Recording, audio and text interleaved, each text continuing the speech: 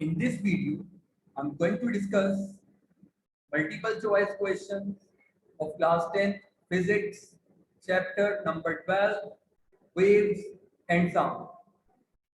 First MCQ is, in spring, simple harmonic motion is produced due to. Options are kinetic energy of spring, weight of the spring, mass of the spring, restoring force. Spring में जो simple harmonic motion produce हो रही होती है उसकी वजह है restoring force. अगर किसी भी स्प्रिंग हॉरिजॉन्टल स्प्रिंग पर जब हम फोर्स अप्लाई करेंगे, स्ट्रेच करेंगे और रिलीज करेंगे किसी भी पॉइंट पर ले जाकर, तो ये वापस आएगा अपनी मीन पोजीशन पर, टू एंड फ्रो वाइब्रेट करेगा। ये स्प्रिंग, ये जो बॉडी स्प्रिंग से अटैच है, टू एंड फ्रो वाइब्रेट करेगी। उसकी वजह क्या होगी? Restoring force. क्योंकि मेरी applied force F is equals to ma, जो मैं अप्लाई करूंगा फिर स्ट्रेच कर दूर ले जाकर छोड़ूंगा, ये टूवर्ड्स मीन मूव करेगी रीस्टोरिंग फोर्स की वजह से। इसका फॉर्मूला होता है F is equals to minus K X. Negative shows the body is moving towards the mean position. Restoring force का फॉर्मूला याद कर लीजिए, F is equals to minus K X, where K is the spring constant and its formula is F over X. X को नीचे shift करवा दीजिए, and the unit of spring constant is Newton, force is in Newton and displacement is in meter.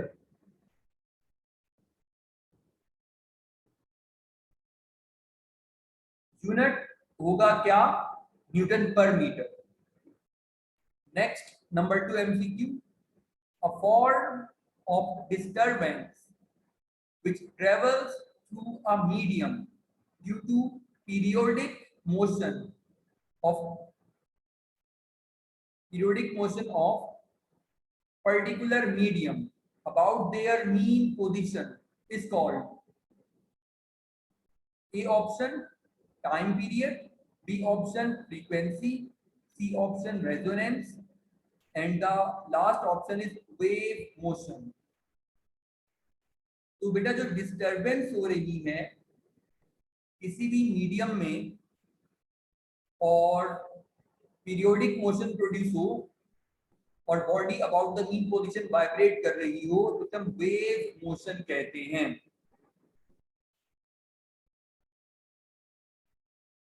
Next MCQ number 3, the time period of seconds pendulum is 1 second, 2 seconds, 3 seconds, 4 seconds. बेटा जो pendulum होता है उसका time period का मतलब time required to complete one vibration. One vibration का मतलब अगर आप इसे मीन पोजीशन से एक्सट्रीम पोजीशन ए पर ले जाते हैं और इसे यहां से रिलीज करेंगे, तो ये पहले मीन पर जाएगा और फिर एक बार ऊपर जाएगा और फिर ये जब वापस अपनी पोजीशन पर आएगा तो उसका पूरा एक वाइब्रेशन तब पूरा होगा कि इस एंड से दूसरे एंड पर जाए और फिर वापस आ जाए। इसे हम कहते हैं one round trip, one vibration. और इस वन वाइब्रेशन में जितना भी टाइम लगा जाने में और फिर वापस आने में भी, this time is known as time period. Time required to complete one vibration is called time period. तो हर पेंडुलम का टाइम पीरियड अलग अलग होता है, लेकिन सेकंड्स पेंडुलम का टाइम पीरियड फिक्स्ड होता है 2 सेकंड्स। इसीलिए हम सेकंड्स पेंडुलम कहते हैं क्योंकि इसका टाइम पीरियड 2 सेकंड होता है। और सेकंड्स पेंडुलम की लेंथ, जो स्ट्रिंग है उस स्ट्रिंग की लेंथ 1 मीटर या फिर 100 सेंटीमीटर होती है। और frequency 1 over time period 1 by 2 0.5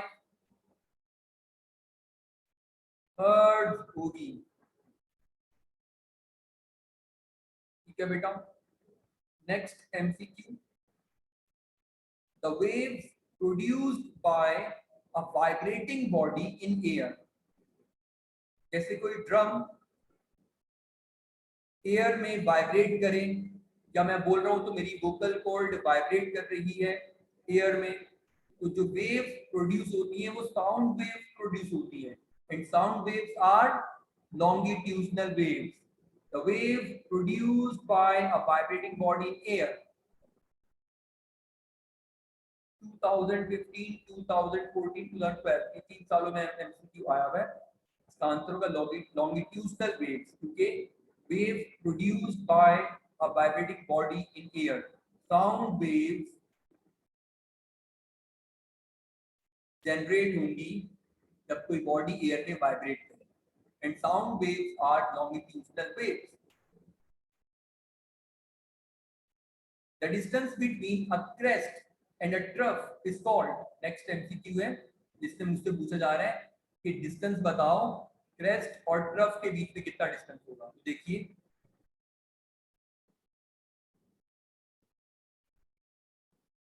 ये वेव है, इस वेव की जो लेंथ है यहां से लेकर यहां तक, जो हॉरिजॉन्टल डिस्टेंस है इसे हम कहते हैं वेव लेंथ, लैम्डा। और अगर आप यहां देखें, अगर मैं वेव ऐसे बनाऊं और इस वेव में जो हाईएस्ट पोर्शन होगा वेव का क्रेस्ट क्रेस्ट क्रेस्ट, जो लोवेस्ट पोर्शन होगा वेव का ट्रफ ट्रफ ट्रफ। अब अगर मुझसे कहा जाए कि ये जो एक वेव बन रही है ये तो यहां पर होगी मीन पोजीशन ना, तो इस मीन पोजीशन से ऊपर क्रेस्ट और इस मीन पोजीशन से नीचे ट्रफ। अगर ये कहा जाए कि आप ये जो पूरी एक वेव बन रही है इस वेव की लेंथ क्या होगी, तो मैं कहूंगा वेव लेंथ लैम्डा, ये कॉन्सेप्ट है। और अगर distance between two consecutive crest, इस क्रेस्ट से लेकर इस क्रेस्ट तक का डिस्टेंस, तो वो भी वेव लेंथ। और इस ट्रफ से लेकर इस ट्रफ तक का डिस्टेंस, तो वो भी वेव लेंथ। लेकिन मुझसे क्या कहा जा रहा है, the distance between a crest and a trough, मतलब कि आपने दो क्रेस्ट के बीच में नहीं देखना, आपने एक क्रेस्ट और एक ट्रफ का डिस्टेंस बताना है। मतलब क्या बात का,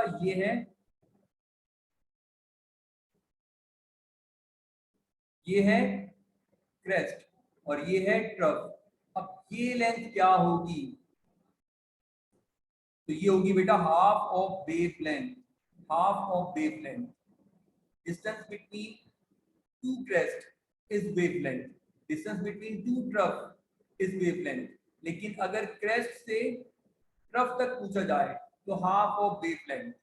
लेट्स सपोज कि अगर वेव की लेंथ 10 सेंटीमीटर है तो डिस्टेंस बिटवीन टू क्रेस्ट वो भी 10 सेंटीमीटर होगा, डिस्टेंस बिटवीन टू ट्रफ वो भी 10 सेंटीमीटर होगा। लेकिन distance between crest and trough, distance between crest and trough वो होगा 5 centimetre, half of wave length.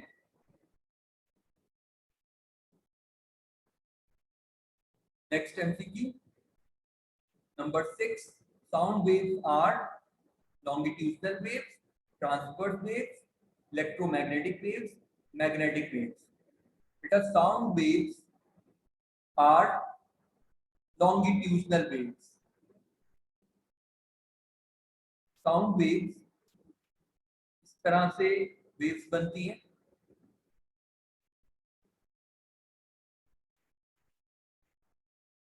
ये है compression, rarefaction, compression, rarefaction. तो sound waves are longitudinal waves. ये ट्रांसवर्स वेव्स ऐसी होती हैं, तो साउंड वेव्स जो है वो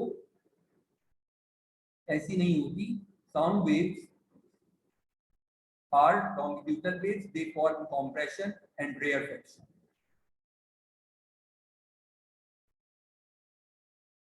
The minimum, next MCQ, the minimum distance between sound and barrier for distant echo is। अच्छा बेटा, इको रिफ्लेक्शन ऑफ साउंड होता है, और ये एक पर्सन है, और ये कोई भी एक ऑब्स्टिकल है, कोई भी एक हिल है, तो जब ये बोलेगा इसकी आवाज जाकर यहाँ स्ट्राइक करेगी और फिर रिफ्लेक्ट बैक होगी,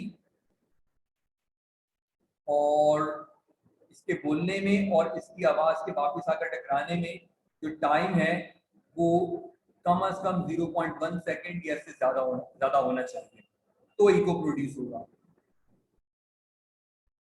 अच्छा जी, और उसके बाद अब आपसे क्या पूछा जा रहा है यहाँ पर ना, डिस्टेंस पूछा जा रहा है ना। मैं फॉर्मूला अप्लाई करूंगा, S is equal to B P.